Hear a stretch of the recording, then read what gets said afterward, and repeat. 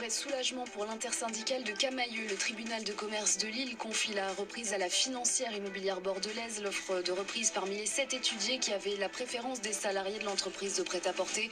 C'est ce qu'on attendait, réagit sur France Info un représentant CFDT. 2600 emplois sur 3100 sont conservés. Porter un masque dans les transports, vous en avez pris l'habitude depuis le confinement puisqu'il y est obligatoire. Hier, un TGV Paris-Nice a dû être arrêté en gare du Creusot en Saône-et-Loire. Tout ça pour débarquer un passager qui refusait de mettre son masque. Le port du masque qui va être contrôlé dans les Bouches-du-Rhône dans les semaines à venir. 700 contrôles prévus dans ce département où le masque est obligatoire dans 14 communes, dont Cassis, Arles ou encore La Ciotat depuis hier. Obligatoire aussi dans une grande partie du centre-ville de Marseille.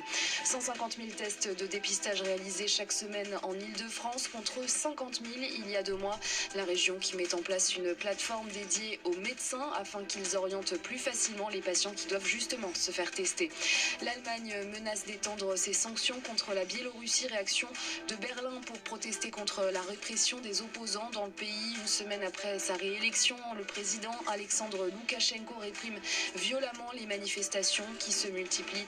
Après-demain, les 27 organisent un sommet extraordinaire de l'UE pour évoquer ce sujet. De son côté, Svetlana Tikhanovskaya se dit prête à diriger la Biélorussie. La candidate à l'élection présidentielle est exilée en Lituanie depuis la proclamation des résultats.